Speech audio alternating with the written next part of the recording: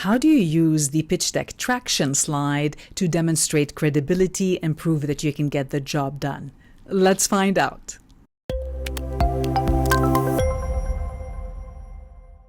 Well, now that you started to talk about money, you'll need to reduce the risk factor and build trust, which means you need to show traction. Now, traction means to show progress or momentum or anything that shows validation that you can get the job done. Because once again, your audience is trying to make a quick decision of yes, no, or maybe. They want to know, can I trust this person? Can I trust this team, this business to get the job done? Or can I trust this product and service to be the right fit for me? So you'll need to find ways to answer that question for them before they even ask.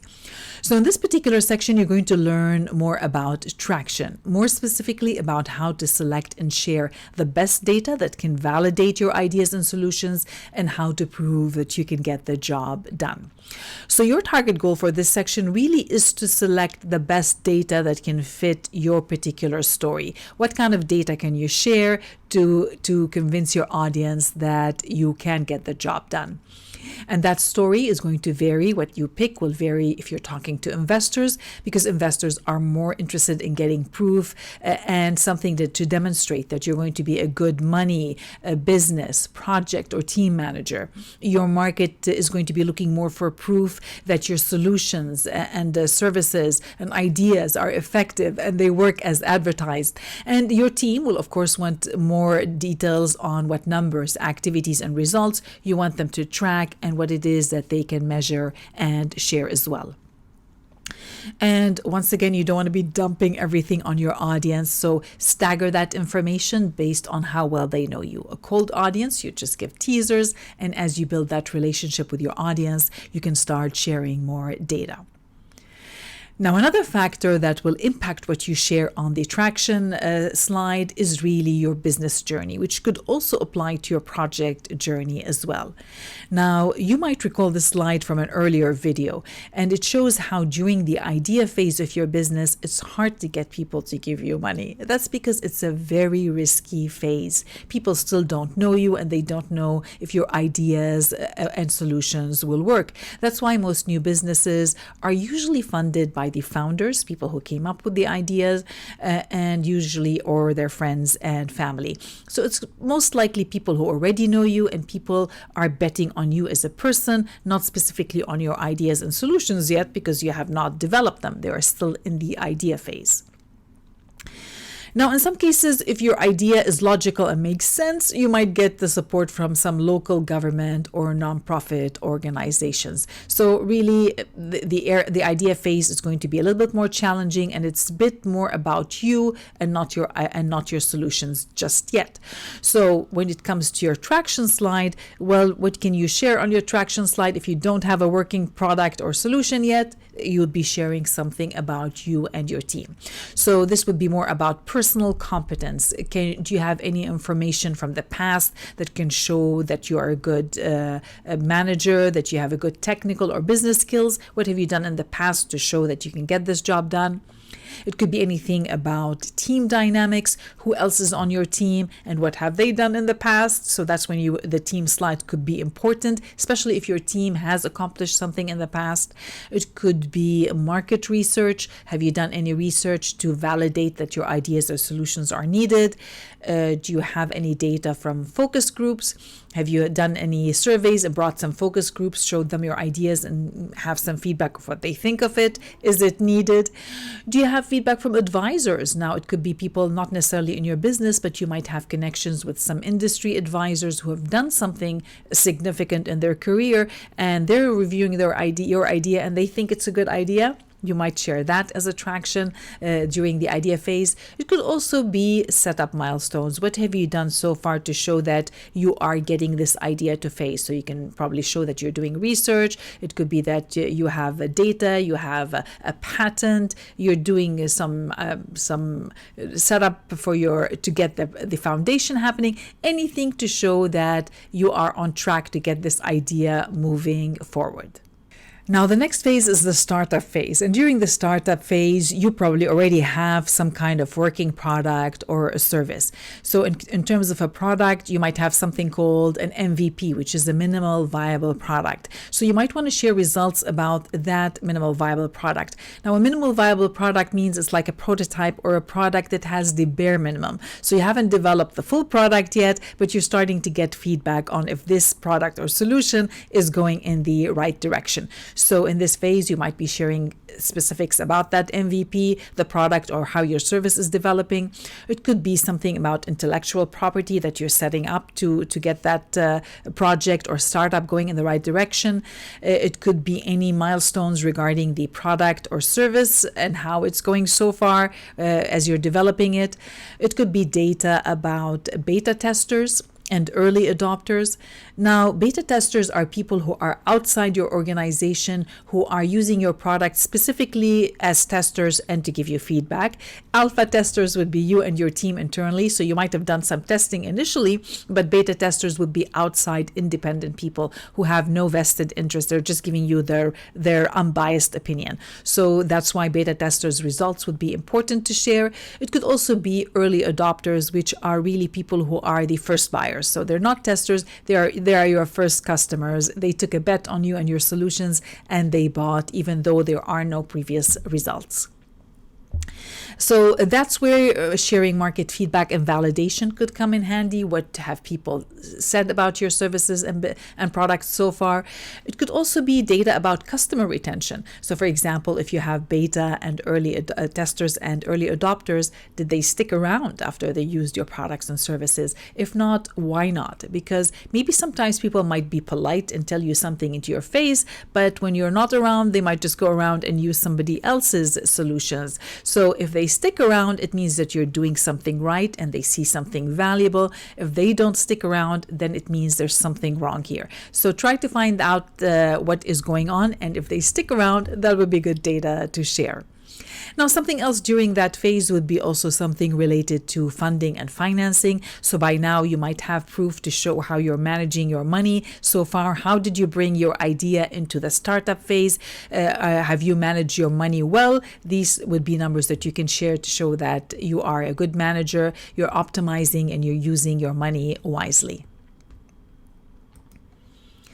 Now, during the growth stage, it's also a different conversation. So in this particular phase, you might have more data. You probably have crossed the break even where you're making enough income to cover your expenses, or maybe you're already in the profit stage. So you'll have more data and numbers to share with different audiences.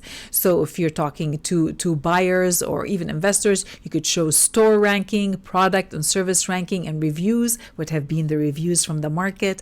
It could be social proof. Do you have any social media followers, testimonials, engagement, and referrals? It could be site visitors, number of people coming to your website, users, buyers, refunds. Now, refunds is a good number because if there's a high refund, then there's something wrong. But if there's a low refund, that would be a good number to share. So try to compare and see what other people in your industry, what is their refund rate? And if yours is lower, that means you're doing something right. That would be an amazing traction to share. Other numbers could be related to your marketing and sales. So it could be leads. How many leads are you getting into your business? It could be conversion. How many of these leads have you converted into buyers and users? And the sales cycle. How long does it take you to convert these people? Is the sales cycle getting shorter? It means that you're doing something right. It could also be related to your revenue, how much money you're making. It could be related to your average order size. How much money do people spend when they come into your business? It could be the lifetime value of the customer. How much are they spending with you in over time? Remember these numbers, the lifetime value of the customer and the customer acquisition cost. We talked about that in your business model conversation. So the lifetime value of the customer, ideally, we want that number to go up. So we want them to be coming back and buying more. And the customer acquisition cost, we want that number to keep going down, which means that your marketing is better optimized. Which brings us to the second to the last point, optimization and systemization. Do you have any data to show that you are optimizing your finances, optimizing your sales and marketing, your production, anything to show that you are keeping on track of that management, and anything to systemize that process so it's not manual? And also the last thing could be anything about your teams. Are you able to attract and hire the right teams and maintain them, or are they just sticking around and leaving quickly? Because that would reflect on you as well as the project, sales, or business leader. Now, during the mature stage, of course, it's also a different conversation, because during the mature stage, chances are you're setting up your business to grow even more, or you're setting it up to diversify, to introduce new markets. It could be that you're looking to buy out new companies. Maybe you want to sell your company. There are many different directions that you can do during the mature conversation. So that's why in this particular case, what you share here would also vary. So you might share detailed financials. By now, you might have all these details, especially if you plan an exit strategy or if you want to go public, then you need to account for every cent in your company, because you're going to get a lot of public and legal scrutiny at that stage. So make sure you have all the details and that you're sharing how they're being improved. It could also be details about key partnerships, suppliers, and affiliates. Are you creating a larger pool of these partnerships, and do you have better optimized channels as well? It could be something about your business and growth milestones that you can share. It could be your top testimonials and case studies. Now, case studies take a bit longer to create, and you need the approval of your audience in all cases, whether it's testimonials or case studies. So you need their permission. You can start asking what were the results before using your solutions, what are the results after using your solutions. So these things you could share at the mature stage. It could also be internal and external net promoter score. Now, a net promoter score is something used by large organizations where they put out a survey with a specific question and they ask a large pool of people so that they can get an unbiased result. So you can do that with your market. Usually you would get an outside agency to do that on your behalf, so it's anonymous.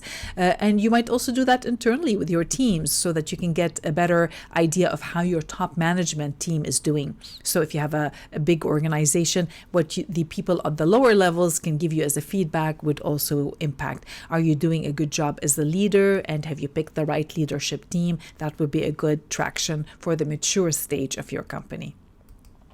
So as you can see here, there is no one size fits all. So depending on the project and business journey and who you are talking to, you get to decide how you want to steer that conversation.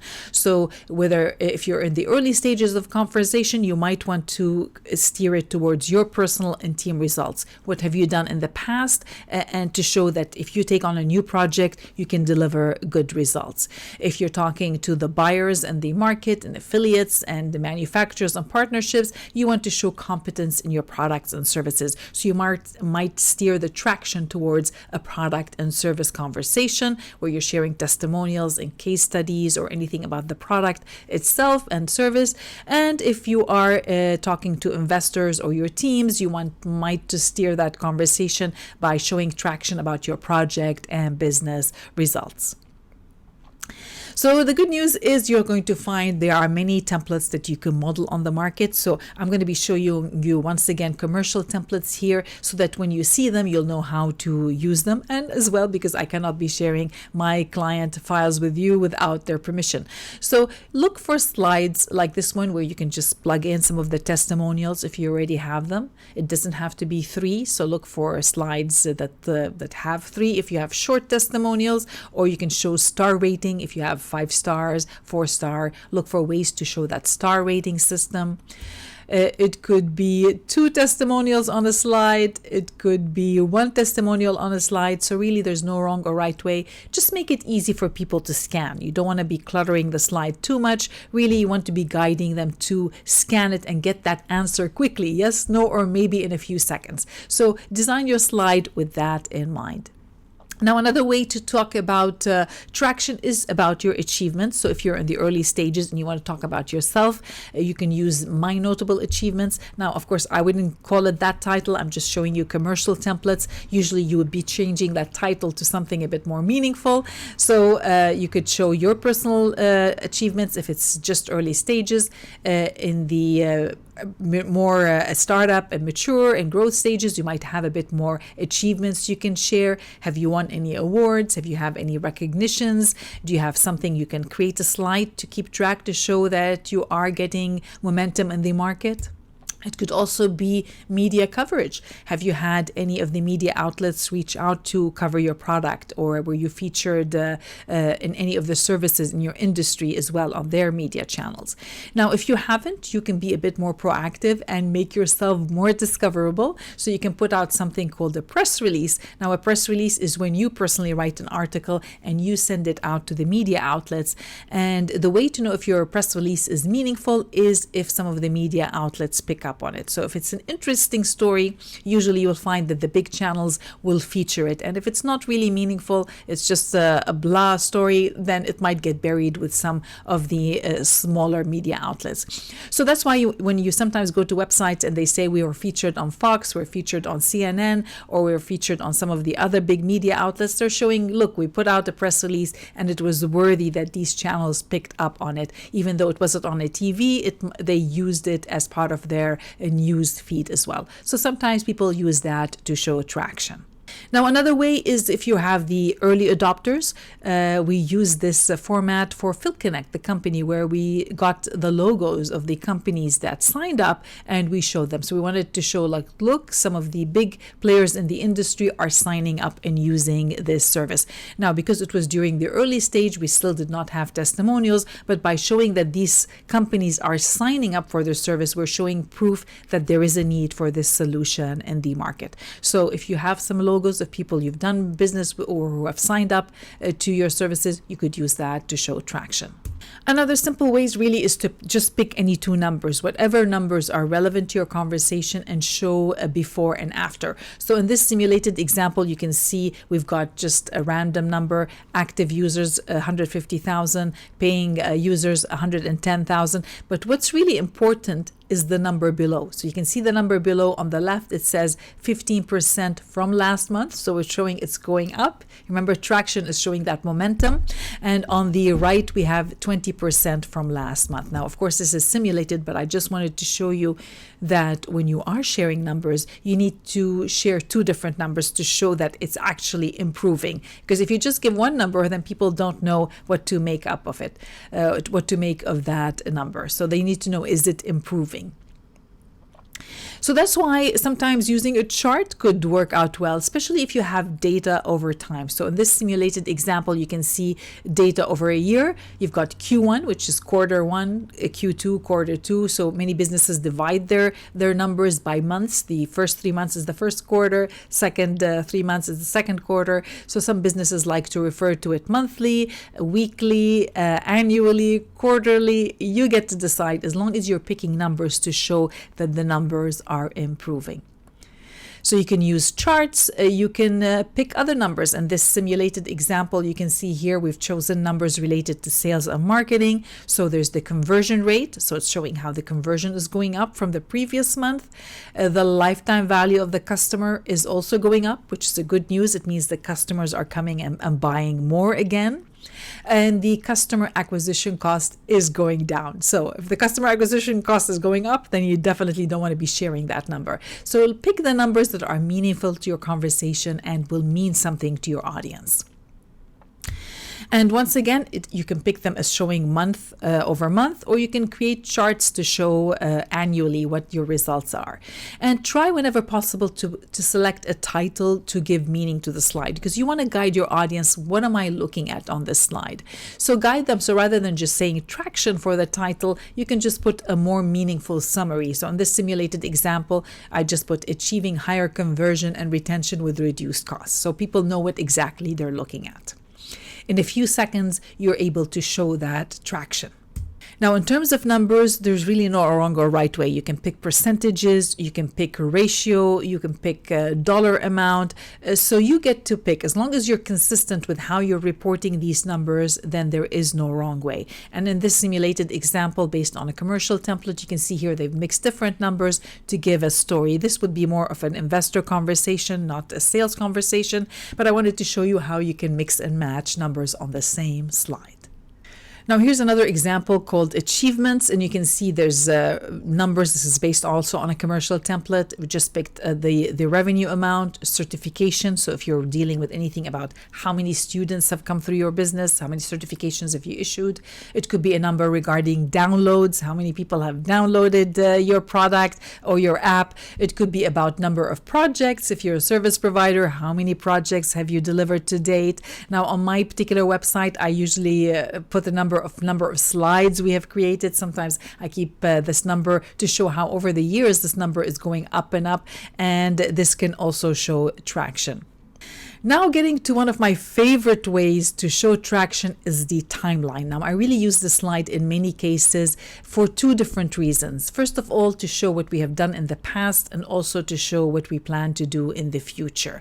Now, in this particular slide, you're seeing the past and the future on one particular slide. So you can see the dots in blue are showing what has been completed. So this is creating a validation that we've had these goals and we've achieved them. And the ones on the right, which are in white, are the planned. So this is what we have planned, but we haven't achieved that yet. So the reason I like the slide is because on one slide, I'm able to tell two different stories. I'm able to validate that we are able to keep these goals, look at these milestones we've had, that we've reached them, and that we have clear goals and we have a plan of how we plan to reach them. So two different conversations on one slide.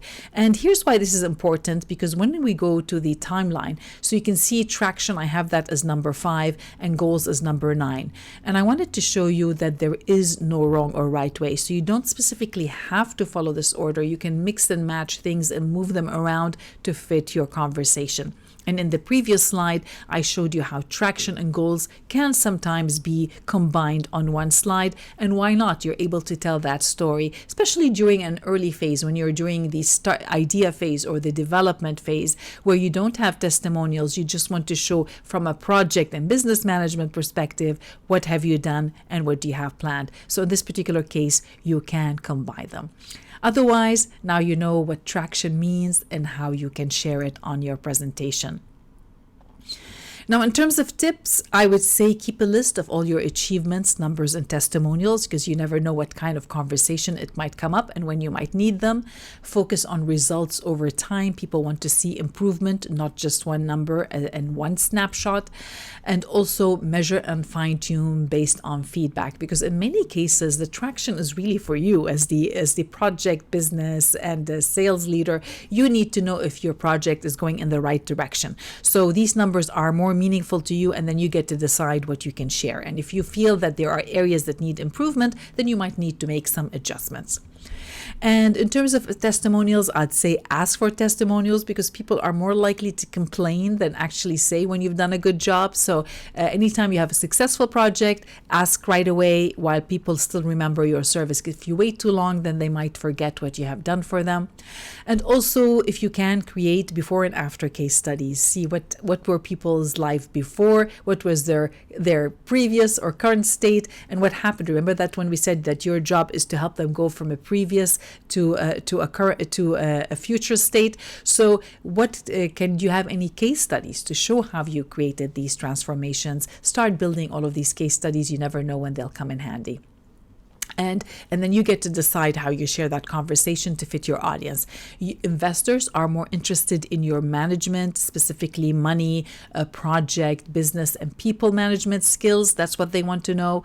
And the market wants to know if your products and services work as intended. Are they effective? Do they work as advertised?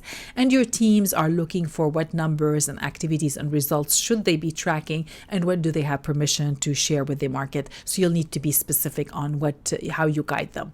So once again, I created a checklist for you as a starting point so that you can keep things on your radar, but you get to decide how to share them. So in the next video, we're going to be talking more about competition, but for now, you can get started on your traction slide. Get started with as many slides as you can and create variations, and then you decide how you can share them. So go ahead, get started, and I'll see you in the next video.